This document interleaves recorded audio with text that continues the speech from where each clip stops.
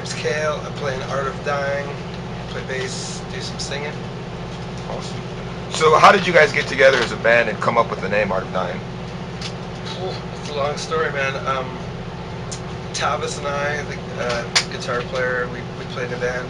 We both live in Toronto. We played there for a bunch of years together in different bands. And Jeffy, the drummer from Art of Dying, used to play in a band in Guelph, Ontario with my older brother, and he moved out to Vancouver and started playing with Johnny and Greg. So we're all from opposite sides of the country pretty much, but that's how it all came together.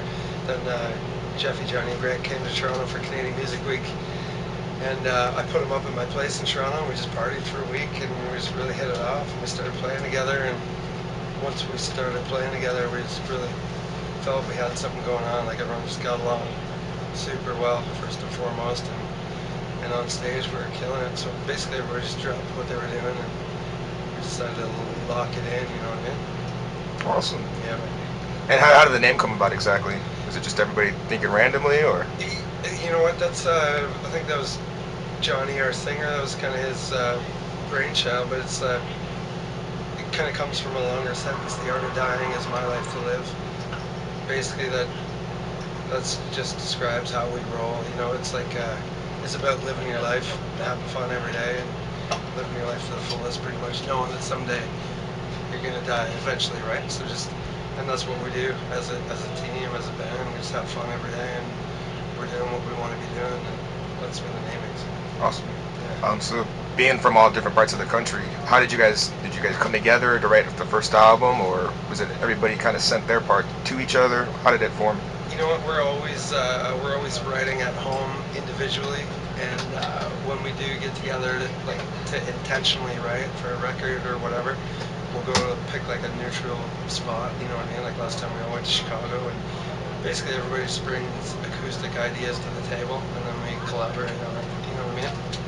Everyone's everyone sings, everyone plays, and everyone does that on their own. So it all seems to come pretty naturally. Even when we're sitting on the bus, like we have an hour locked down before the show every day, where we just play and sing and get warmed up for the show. So a lot of stuff comes from there too.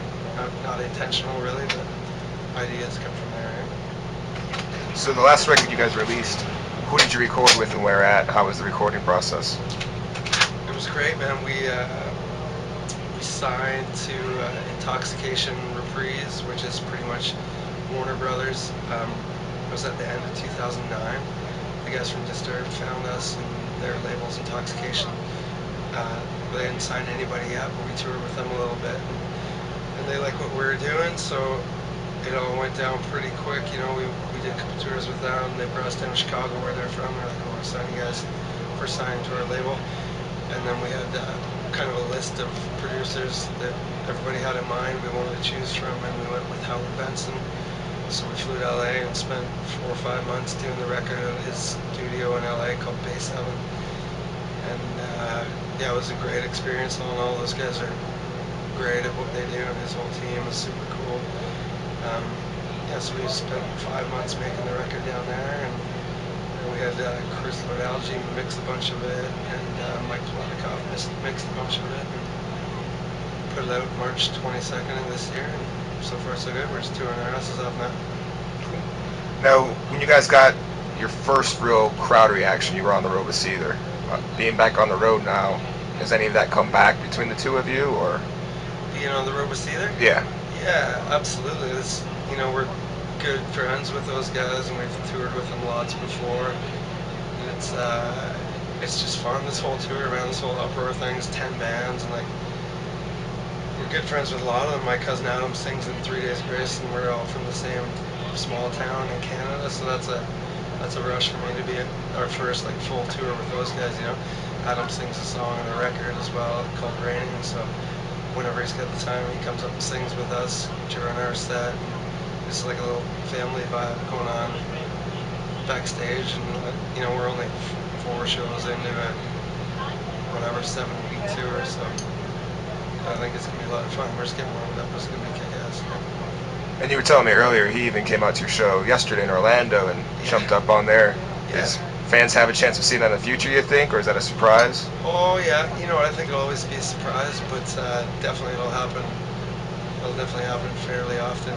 Yesterday was a day off of the Uproar, so all these other bands had a day off, but Art of Dying had a headlining show in Orlando, just a couple hours from Tampa. And we played with Egypt Central and Black Tide or whatever, but I was just hanging with Adam the night before, and he's like, "What are you guys doing tomorrow?" I'm like, "We got a show." He's like, "Where?" I'm like, "Orlando." Either come to Tampa and hang in a hotel for the night, or he decided to come to Orlando and just hang out with us. We set up a big compound backstage, we had a barbecue, and he got up and sang with us. We're just having fun, man. Everybody's having fun. It's always great to have Adam up. When he does come up on a surprise like that, like the second verse of Raining, the song he sang on a record, he comes out and the people that are there are surprised, and most of our fans are 3 Days fans as well. I think kind of the same genre, I guess. And yeah, they love it. It's just nice. It's a little treat. So being from Toronto, how is the music scene up there different than down in the lower 50? It is like in Toronto in particular, as far as a music scene in a particular city, it's great. The problem with being from Canada and touring Canada, like if we're not, it's tough for a band from Canada to get, signed in the States, or just be able to tour the States in general. And the big problem with Canada is the distance between cities and the weather, like being down in the States, which we love, you can drive 3 hours and play a great show. Drive 3 hours and play a great show. Where in Canada, often you gotta drive 12 hours through the fucking blizzard and to get to the next spot. There's just far less. The population is basically it, and the weather. So you gotta drive farther through shittier weather. It's just tougher. At the same time, it's fucking great. We did it for forever until 2009 when we got signed and started playing more in the States. But it's a little easier down here, and the fans are great. So do you prefer playing the smaller venues, or you like to play these huge amphitheater sorts? Tough call, man. I think for me it's like 50-50. Like I love, from last night to tonight. Last night we played in Orlando in like a 400 seat club or whatever, which is fantastic. And it's always small and dirty and sweaty, but I love that. And then you get to a place like the Uproar big outdoor festival in Tampa, and it's like whatever 15,000 people, and they're both killer in different ways. You know what I mean? I don't know if I had to choose. I don't know. Today was off the hook. I had a fucking blast today, so I'm pretty happy with that. Is there any future cities on this tour that you're really looking forward to playing? Definitely, this tour is great. There's some real good stops, man. Like San Diego is gonna be fun. We don't get over there too much. I think if I had to pick one, it'd be Vegas, just because it's Vegas. As a band, we play tons of poker, like rolling down the road on the bus. We all like to gamble and have a good time. So the last show of this Uproar Festival, they're turning into a 2-day event called the 48-hour Festival, and it's in Vegas. We're just gonna rip it up, find some time to play some 510 or 11 or whatever we can do. But Try to win some money a little bit. yeah, whatever. In Vegas, even if you lose a bit of money, you're sitting having a good time, drinking Exactly. for free, and it's like whatever. So we'll have fun, I guarantee that. What's the rest of 2011 have for you after Uproar? It's a good question, man. Uproar is going till October 16th, and then there's been talk of a bunch of different things. Like there's been talk of going out on a headlining tour after that. Like I guarantee we'll be on the road until Christmas. We'll get home for a little bit. We played Navy bases in the afternoon the last couple of days, and those guys were talking about getting us to Cuba for this for Halloween at Guantanamo Bay. So who knows if that'll happen. Those guys have been in touch with our management and shit. That'll be tons of fun. We'll definitely, we're just gonna be touring, man. We'll be on the road, most likely in the U.S. So we're just waiting to hear exactly where and when, but we'll be touring for sure.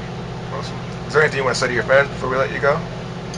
Uh, yeah, I think come out and see us live. Do your best to come see us live if you can, if you like what we're doing, because I think that's our strongest point. We rock hard and we sing 3-part harmonies and we have a great time. We hang out all day. We'll be up at the merch table right after the show partying. So if you like what we're doing, just come say hey. We're easy to find and we'll kick your ass live.